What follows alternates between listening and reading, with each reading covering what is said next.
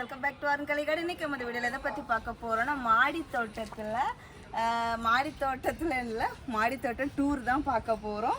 ஃபஸ்ட்டாக மாடி தோட்டத்தில் என்ன பார்க்க போகிறோன்னா ஃபேரி ரோஸு பாருங்கள், எவ்வளோ அழகாக பூ பூத்து இருக்குது, நிறைய மொட்டு சூப்பராக வந்திருக்குது பிளான்ஸு.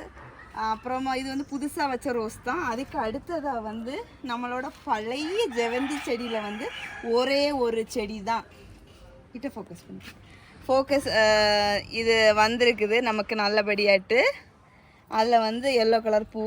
அதுக்கப்புறமா வந்து புதினா நம்ம வீட்டு தேவைக்கு வாங்குறதுல அந்த கட்டிங்ஸ் வச்சு சூப்பராக வளர்ந்து வந்திருக்குது.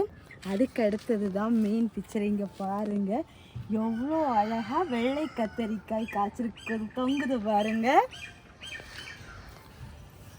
ஒரு செடியில் வந்து ஒரு 5-6 காய்கிட்ட இருக்குது. அடுத்ததாக வந்து அடுத்த கத்தரிக்காய் செடி பாருங்க, எவ்வளோ அழகாக குண்டு குண்டுன்னு இருக்குதுன்னு.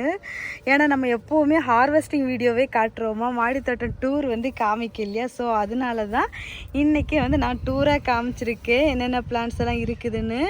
காய் வந்து இந்த குச்சியில் உரசிப்பட்டு இப்படி ஆயிருக்குது, வேறு எதுவும் இல்லை. அதுக்கு அடுத்ததாக வந்து நம்ம புதுசாக வந்து வச்ச கோவக்காய், மலேசியன் கோவக்காய் பிளான்ட்டு சூப்பராக வந்து மொட்டு வைக்க ஸ்டேஜ் ஆகியாச்சுன்னு நினைக்கிறேன்.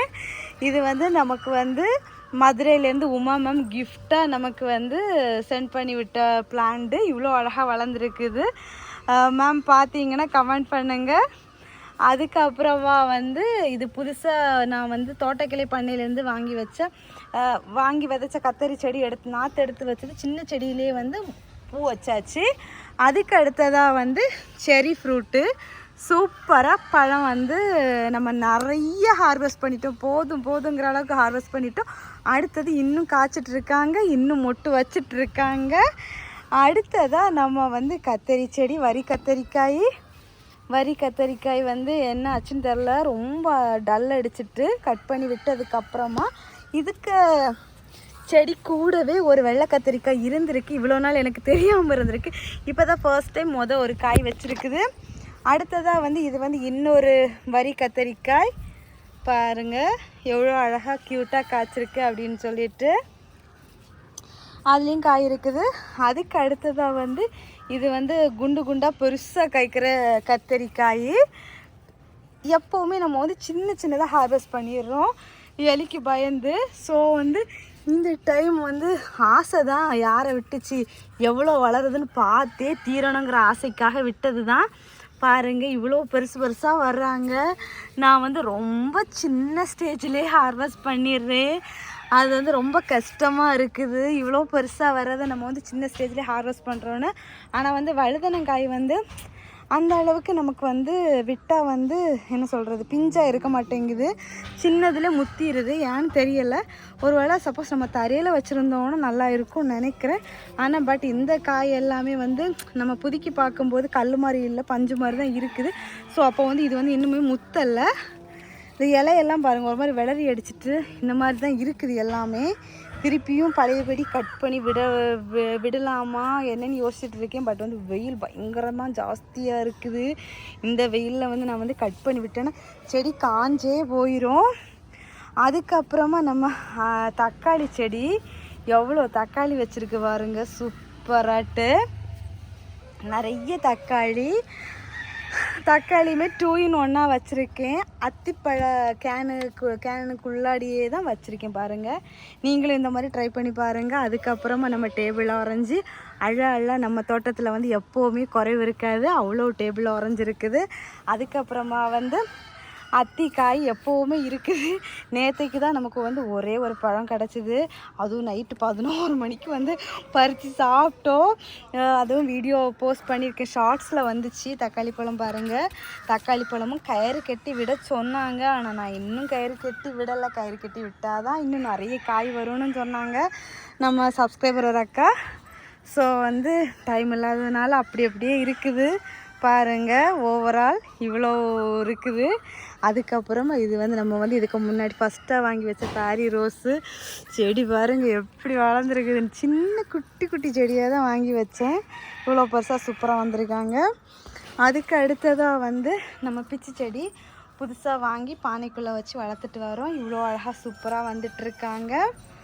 அடுத்தது ரோஸ். இதில் எதுவுமே பூ எதுவுமே இல்லை. 7 டேஸில் மட்டும் ஒரே ஒரு மொட்டு இருக்குது.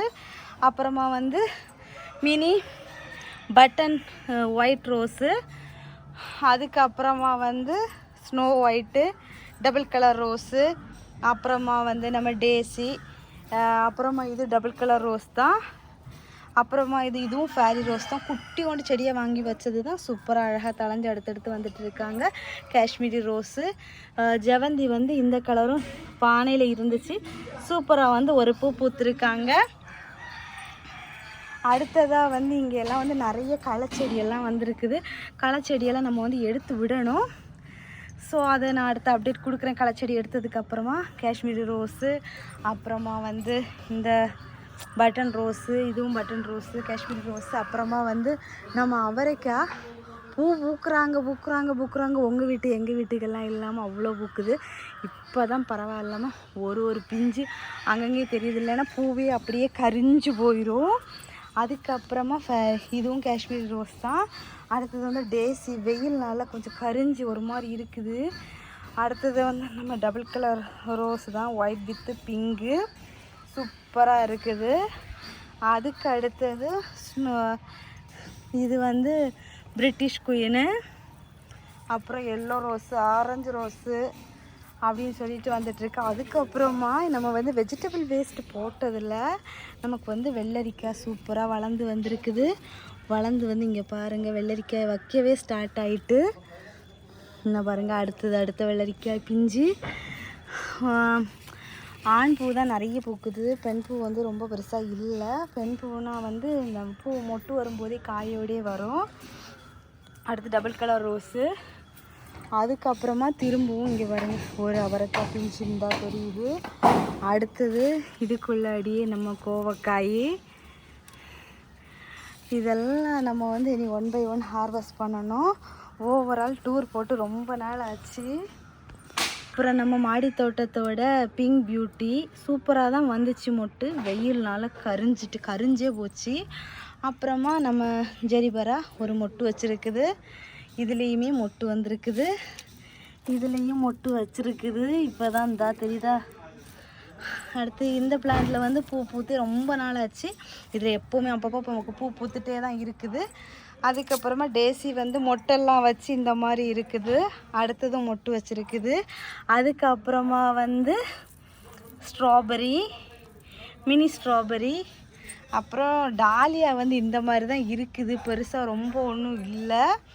அப்புறம் இந்த ரோஸ் வந்து குச்சி கட் பண்ணி நட்டு வச்சதில் திழுத்து பூவே பூத்துட்டு.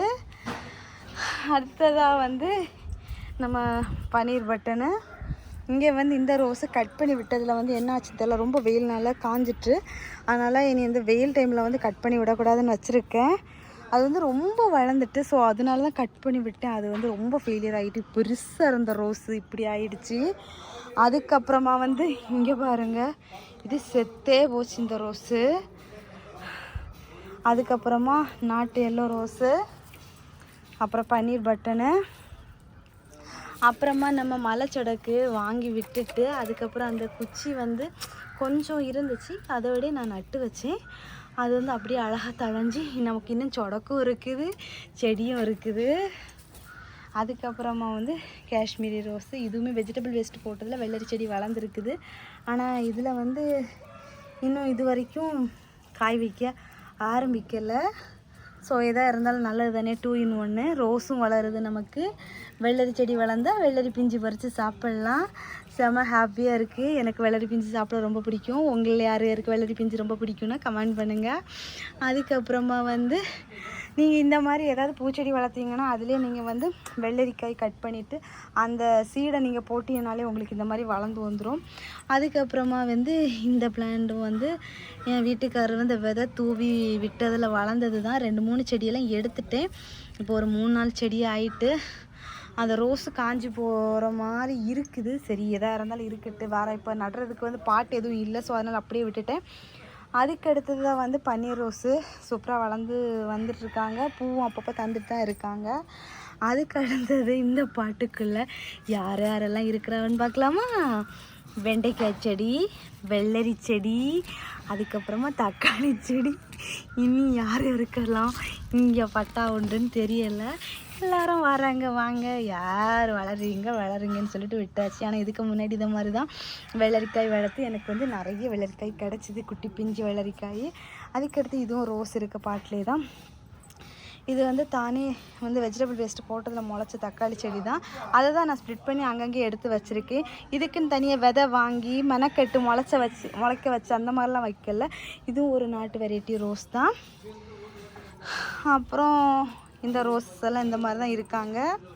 அப்புறமா நம்ம லாங் மல்பரி பாருங்கள். லாங் மல்பரினா ரொம்ப லாங்காக எல்லாம் இல்லை, ஓரளவுக்கு மீடியமாக தான் இருக்காங்க. இந்த ஸ்டேஜில் தான் வந்திருக்குது. பார்த்தீங்களா, இந்த அளவு தான் இருக்குது. பழமும் பழுத்து இருக்குது. நான் இப்போ வந்து பழம் எதுவும் பறிக்கலை. நம்ம இப்போ வந்து மாடி தோட்டம் டூர் தான் காமிச்சிட்ருக்கோம்.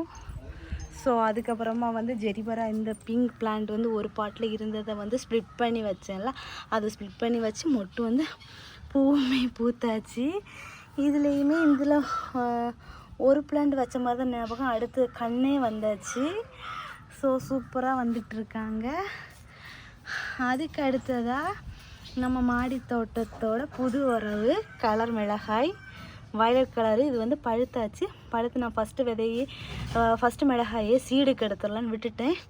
ஏன்னா சப்போஸ் செடி காஞ்சி போச்சுனால நமக்கு கிடச்சிரும். அப்புறம் வந்து இது வானம் பார்த்த மிளகாய். இதுவும் எல்லாமே வானம் பார்த்த மிளகாய் தான், மேலே பார்த்து தான் இருக்குது பாருங்கள். அந்த வெயிட்டு தாங்க முடியாமல் தான் கவுந்து இருக்குது. இது வானம் பார்த்த மிளகாயில் வந்து கிளி பச்சை கலர் மிளகாய், பழம் பழுத்தாச்சு. இதுவுமே விதைக்கு எடுக்கணும். அடுத்தது இது வந்து இந்த வானம் பார்த்த மிளகாயில் வந்து எல்லோ ஒயிட் கலரில் வர மிளகாய், அதுவுமே சூப்பராக விதைக்கு ரெடியாக இருக்குது. ஸோ ஓவரால் நம்ம மாடி தோட்டம் வந்து இப்போ வந்து இந்த நிலையில தான் இருக்குது. அப்புறமா நம்ம வந்து புது உறவுகள் ஜெரிபரா புதுசாக வாங்கி நான் ஸ்ப்ளிட் பண்ணி வச்சது. அப்புறமா இதுவும் நம்மளோட புது உறவு தான். இது வந்து இந்த கிளை வந்து முறிஞ்சிட்டு, எப்படி முறிஞ்சுன்னு தெரியலை. சரி நம்ம நட்டு வச்சுருவோம். அடுத்து இதுவும் நம்ம புது உறவு தான். அவ்வளோதான், நம்ம தோட்டம் இப்படித்தான் இருக்கிறது. எப்படி இருக்குது எங்கள் தோட்டம்? இப்போ அழகாக இருக்கா, எந்த மாதிரி இருக்குது அப்படிங்கிறத கமெண்ட் பண்ணுங்கள். நீங்களும் உங்கள் வீட்டில் வந்து இந்த மாதிரி சின்னதாக ஒரு தோட்டம் வைங்க. சின்னதாக தோட்டம்னு சொல்லிட்டு இவ்வளோ செடியை காமிக்கிறேன்னு நினைக்காதீங்க. நானும் சின்னதாக தான் ஆரம்பித்தேன், குட்டியாக ஆரம்பித்து தான் இவ்வளோ பெருசாக வந்திருக்கோம். குட்டியாக நம்ம எப்படி பிறக்கிறோம், அதுக்கப்புறம் நம்ம வந்து வளர்ந்து எப்படி வர்றோம், அதே மாதிரி தான் தோட்டமும். ஸோ வந்து கண்டிப்பாக ட்ரை பண்ணுங்கள். கண்டிப்பாக சக்ஸஸ் கிடைக்கும். நல்ல ஒரு பாசிட்டிவ் வைபாக இருக்கும். நெக்ஸ்ட் ஒரு ஃப்ரெண்ட்ஸ் எல்லாரும் வீடியோ லைக் பண்ணுங்கள், ஷேர் பண்ணுங்கள், கமெண்ட் பண்ணுங்கள், சப்ஸ்கிரைப் பண்ணுங்கள். நெக்ஸ்ட் இன்ட்ரெஸ்டிங்கான வீடியோவில் மீட் பண்ணலாம். அது வரைக்கும் bye. Happy gardening. Tata bye. உங்கள் வீட்டு தோட்டத்திலே நிறைய பூச்செடிகள் வச்சு இந்த மாதிரி பூக்களையும் காய்களையும் அள்ளுங்க, பழங்களையும் பறியுங்க. நஞ்சில்லா விவசாயம் காப்போம்.